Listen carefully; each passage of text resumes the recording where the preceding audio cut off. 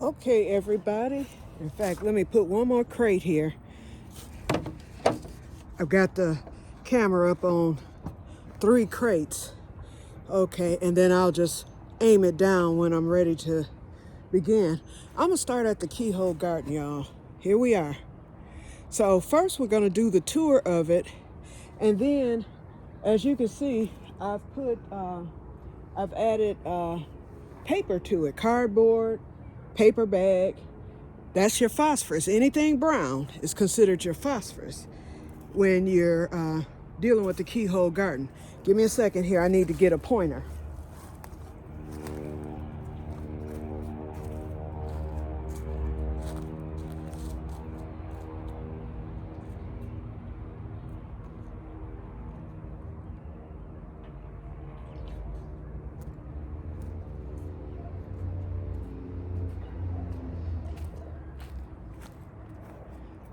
Okay, I've got my pointer here because I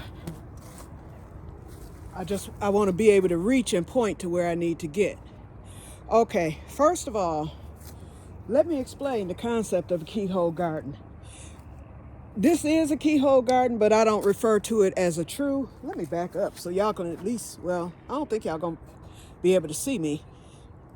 Okay, I don't refer to this as a true keyhole garden because if you look at the bricks, I just stacked them.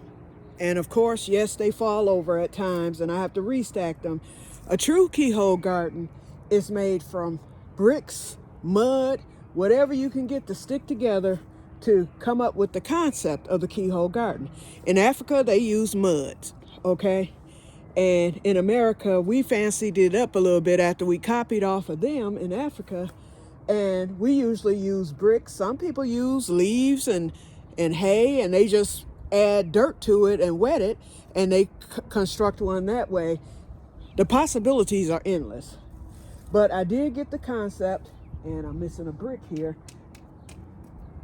I know I have one, so I'll put it in later. It's bugging me right now.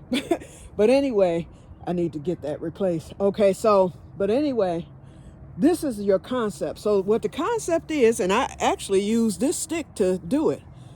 What you have to do to determine what size your keyhole garden is going to be is whatever area you choose to place it, you need to put a stick right in the middle, like I just did there. And then you take a measuring tape and you measure 6 feet out. And then you go in the 9, this is your 6 o'clock position where this stick is. Imagine that being 6 o'clock on a clock. So you're going to walk up to 9 o'clock, okay? Then you're going to go to 12 o'clock and then 3 o'clock. Most people start with 12. I started with 12 o'clock, then I went to 3 o'clock, then I went to 6 o'clock, then I went to 9 o'clock. Okay, so once you get that, that determines the size of your keyhole garden. And when you measure, what you're going to do after you do that, you're going to measure from the center where you placed your stick to that 6 o'clock, that 9 o'clock, that 12 o'clock, and your 3 o'clock. It will measure precise. That's why Africans are geniuses. It has to measure precise, and it will if you get it centered. If it's off by a millimeter, it will not measure precisely, and then you just keep going until you get it straight. It only took me 2 tries to do it because I picked this spot. This is my swale actually, and you can't see it because I covered the grass to kill it off with the tarp, but I dug a swale because this is a little hill. It was just a teeny tiny hill. It was my favorite spot in the backyard. But when I tell you cutting it was a nightmare, I was like, let me end this right now. The regular hill is bad enough, but this was worse. But anyway, I covered it to kill off everything, and I see weeds poking up, but I'm not worried about that. And then I dug from the fence all the way around, and I created a swale. And that's the technique they use in permaculture. I don't quite understand it, but I did it. But what I can say is that whenever it rains, water pools into that, and it feeds into my keyhole garden. So this was the perfect location. Then right here in the middle where you got once you have your center, You place some type of basket. I use netting, you know, hard steel netting. I drove it into the ground, and that's where your compost goes. You feed your compost into that. And the compost not only provides moisture for the garden, and it waters it for you, even if you're in a dry climate like Africa, but it also gives the garden the nutrients. So you do not have to fertilize it. Anything you add to it is extra. So I add natural. I go with the phosphorus, which is your browns and cardboards and stuff. And then when I cut my grass, I always add my lawnmower clippings for the nitrogen. And that's it. Now, I'm overtaken by weeds now because I didn't keep up with it at the end of the summer. I should have been filling it throughout the summer, but I didn't. And it went down, you know, with the rain. We had a rainy season last year too. So I was mostly in the greenhouse and wasn't paying attention to things breaking down in here. So the weeds made its way through. But I'm not worried about these weeds. See them? I'm not worried about them because right now I'm covering with the cardboard, and what I'm getting ready to do is I'm getting ready to throw some of this hay. I was saving this hay for my potatoes, but actually I've got extra hay up front, and then my store that sells the hay, the bales of hay, will be open next month in May. So I can buy some more if I need some more, but I have enough now to get me through. So I said, let me just use some of this hay from this bale for the keyhole garden. That will at least kill off the weeds. I might not fill it all the way today, but it's a good start because I will be continuously filling it. I'm not going to add, I added some loose dirt that I had to it, but that's it. I don't need to add any more dirt because this stuff that's going in there will break down into dirt. And since I have those perennials, let me cut this hay bale. Just a second here, y'all. Ooh, they tie this tight. My scissors don't even want to go through. I should have brought my good scissors out. I brought the cheap ones. Got it. I know y'all heard that.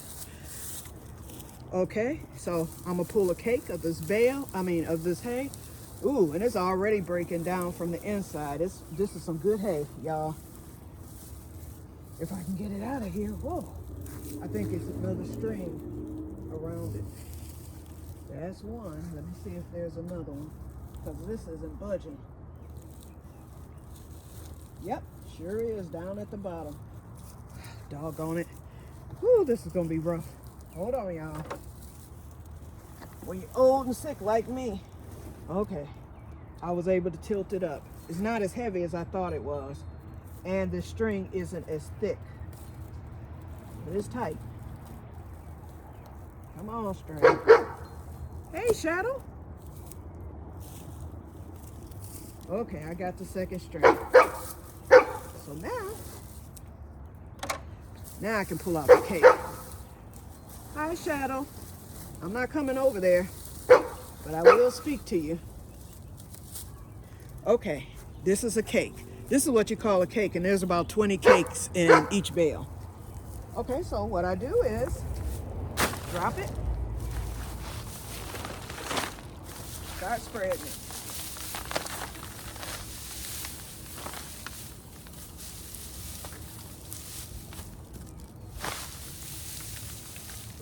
I can see I'm only gonna need about 2 or 3 cakes in here. So let me grab them all out. There's 2. Okay, that's 3. And then 2 more for this side. So I'm getting ready to walk up in there, y'all.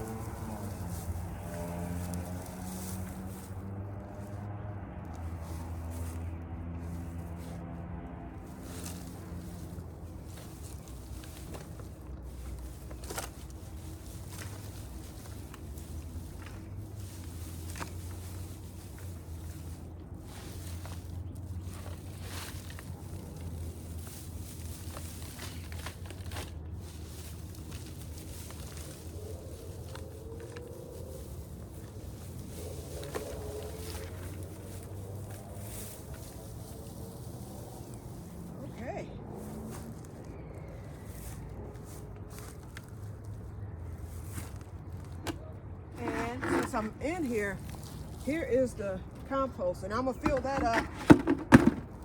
I'm gonna fill that up later today because I have a big bag of compost waiting.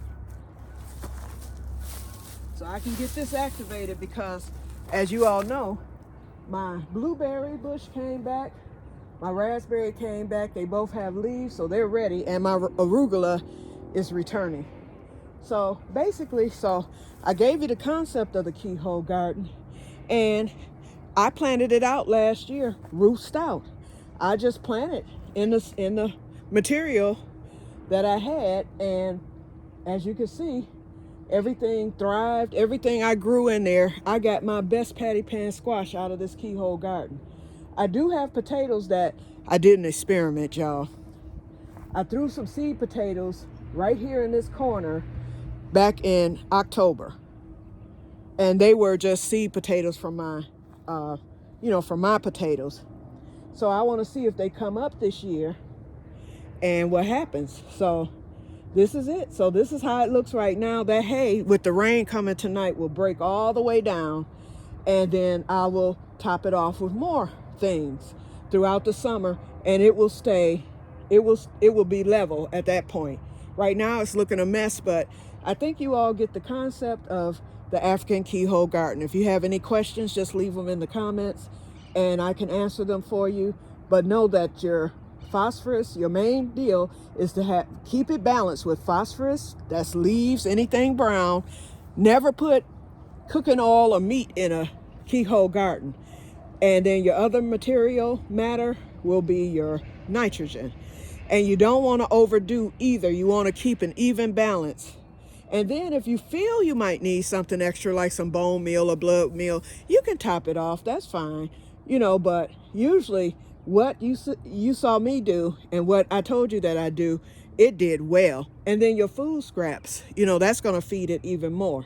So that is your keyhole garden concept. So I'm going to end this video. I'm going to go on, and because we're getting storms and it looks like it's going to start pouring down, I want to get this tree planted quickly. So I have everything all set up. I'm getting ready to start that now. And I will show you the cherry tree on tomorrow. Remember, all the trees are going to be moved to the side of the house. And I'm going to get some more mulch. Menards still have it on sale for the next month, from what I was told. So I'm gonna go to Menards, get probably 10 or 20 more bags to mulch that side. DTE, my electric company, called me on yesterday. Didn't call me. Well, they called me last week, but they sent me a letter today. They are coming out one day this week. I already know they plan to take the trees because last year they put me on the list. I have a transformer right there. You see my power lines. The trees are going right through the power lines, so they're gonna take this tree, because every year they come and trim and the stuff just comes right back. So, and then they're going to take this middle tree, and then they're going to take that tree in the corner. The only tree I'm going to have to worry about is that monster right there. I call it the animal hole tree.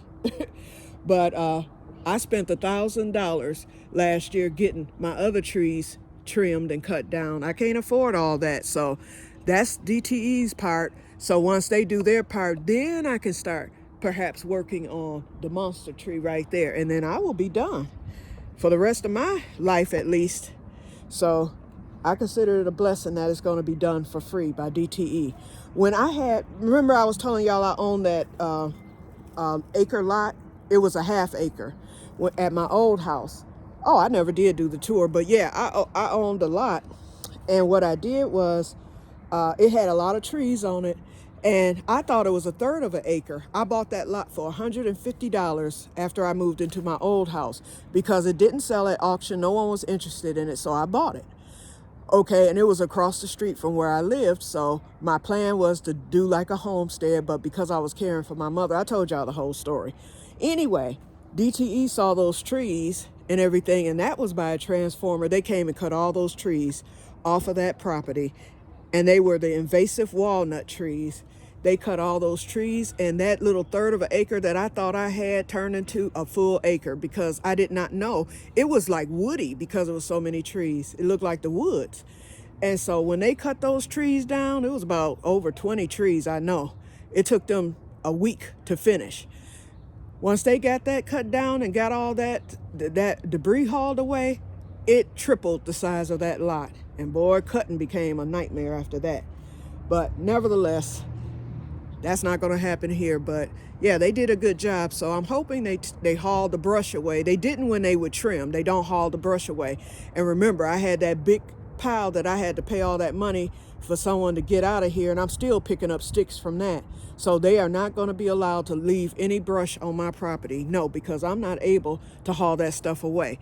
And then the tree cutters, a hornet's nest had been built in the brush that was piled back there in that corner, and they got stung. It was a nightmare last year. So no, I'm gonna let them know. Listen, what is your plan? What are your plans on hauling away the wood? Now, if they chip it up, I'm gonna ask them, okay, I'm gonna tell them to fill in that spot where I plan to put mulch. They could fill in that flower bed. They could do me a trail from the greenhouse, because that's getting installed hopefully this weekend once the rain stops. And they can actually trail up that pathway. So they'll be here this week sometime. I hope it's not tomorrow, because that's where I have to go for my CAT scan. But as long as it's not tomorrow, I can talk to them and ask them if they can give me wood chips. And if we can do that, then, you know, it would make this yard look a lot better. Okay, so I'm going to get off of here now. It's 17 minutes. I'm going to get this cherry tree planted, and I'll come on tomorrow to show it to you. And I will talk to you later. And may God bless you all. Bye-bye.